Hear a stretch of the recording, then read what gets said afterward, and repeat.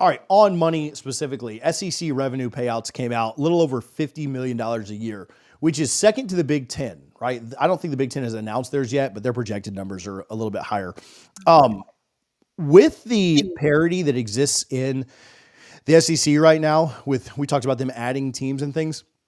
Does it, I don't want to say concern you, but like just thoughts on if the SEC operates at a revenue gap behind the Big Ten, and then, some of the Big Ten money that we've seen thrown around by like Oregon and Ohio State. I sent you an NIL article that Oregon and Ohio State probably spend the most when it comes to like true NIL, like what's being spent. I wonder if that doesn't widen the gap some to send more talent up there, because in the SEC, it's spread so thin, I feel like. Now, the SEC will always have more talent. They will all, like from a total, you just got more teams bought in and invested in. Like you've even got like a South Carolina competing, and Missouri and Ole Miss, A&M and Texas, all these teams. Like, what is the projected difference? I think it's like 10 million, but over the next several years, it grows. Like it gets up to like 25. Changes, SEC teams didn't have a particularly great showing in the playoffs this year. That 10 million absolutely can change. 10 million is a drop in the bucket for college athletics in general. They're going to make that up in basketball. They're going to make more money than the Big Ten in basketball, hands down. They're going to make more money in baseball. They're probably going to be the only way that makes money there. My thought is, though, and the Big Ten also made more money in the playoffs by having more teams advance and move on. Sure. And then I also think they can count on every single year. Like that's going to vary every single year. But with the revenue difference, if it continues to climb and grow, which it's projected to, right? Like you can look at the year-over-year projections up through 2030 when everybody re-signs their deals and stuff, and we'll see what it looks like then.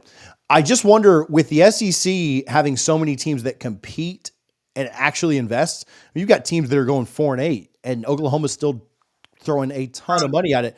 Whereas at the Big Ten level, they still split everything evenly, but the way that it gets invested back into it is very different, right? The way that an Ohio State and Oregon, it almost just feels like as much parity as there is in the SEC, that is going to very much continue.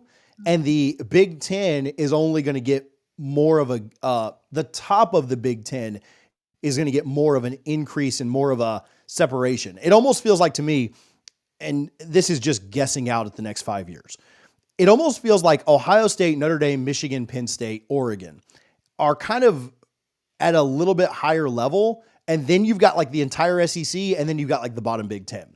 As far as like a revenue generation, money bringing in standpoint of, not just the TV deals, but the success that they may find in the playoffs too.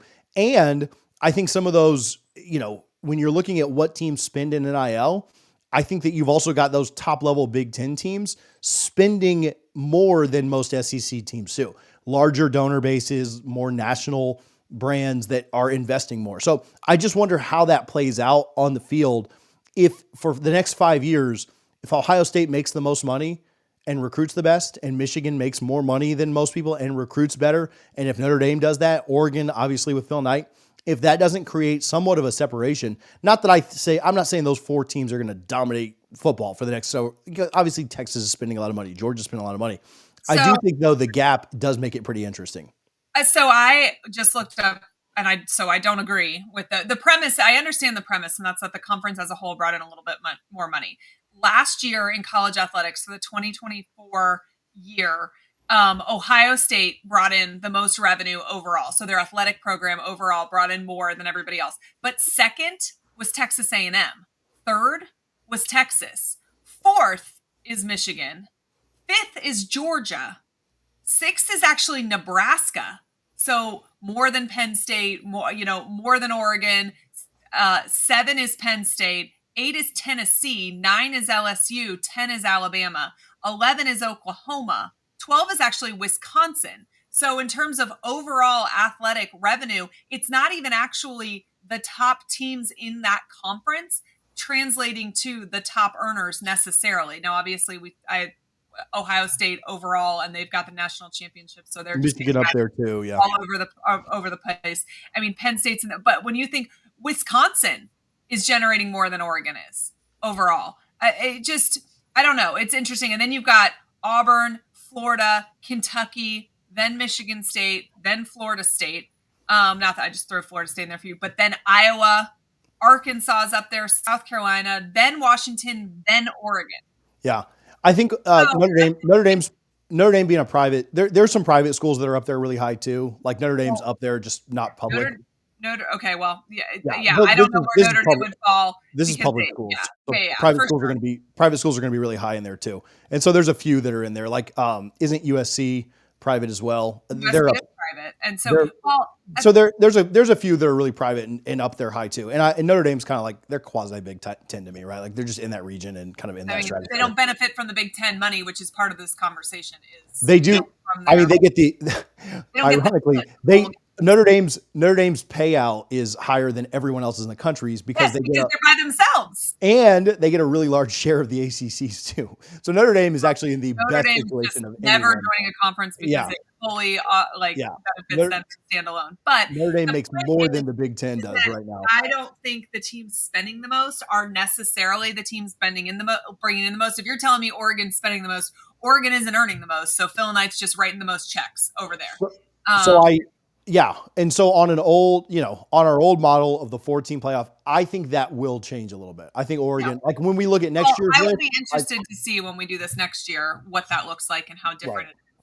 And so I do think, again, the premise is not that they're just going to run college football. The premise is that, like, if the Michigans and Ohio States and Notre Dames that are already really high on that list don't start to separate, not only from the Big Ten where they already have, don't separate a little bit from the SEC too, because they also recruit incredibly well, right? Like Michigan just stole the #1 quarterback in the country from LSU.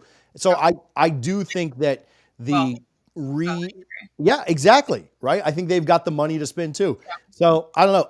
A lot of those schools are just incredibly old and I think, correct me if I'm wrong, Michigan, Ohio State, I would assume have larger endowments than like most SEC programs. I think that some of those Big Ten schools can really make a difference there. And I don't know, we saw it with Ohio State this year, and we'll see if Oregon can catch up or not. But they can't touch their endowment, so that doesn't even really matter if they have the largest endowment. Oregon being on there too, also it includes their Pac-12 payout. I think as they start to make money in the Big Ten, we'll see a little bit of a difference there. So Oregon being low doesn't worry me as much. Yeah, those numbers will definitely change. I'm not necessarily predicting the Big Ten wins the next 7 titles, but I do think we talked about earlier, like, I think the Big Ten has a chance to by the way, beat up on each other. The University of Florida has a larger endowment than the University of Michigan does. University of Florida has a $2.337 billion endowment, and Michigan's is $1.9 billion. What's Ohio State's? What's their names? Oh, hold on. A bajillion. I don't know. Hold on. Let's see. Notre Dame. Oh, it may not. Well, the last I can find is 1.89. Notre Dame's is 20.1 billion. Yeah. So Notre Dame's is 20 times, almost 20 times the size of Michigan's. Yeah. Ohio State's, I've got it at 7.9. So, if my thought is that we may get into a money game where it is like the Ohio States and the Notre Dames and the Texas, like it is all just going to, we've talked about this. It's all just going to be money where it's like Ohio State, Notre Dame, Texas, Michigan. And then Harvard, look out for Harvard because they have a bigger endowment than Notre Dame. If they'll jump to the FBS, they can jump in at any point. Don't mess with Harvard. But yeah, it's going to be interesting to watch. It's going to be this game is constantly changing, and this is I don't know, very interesting.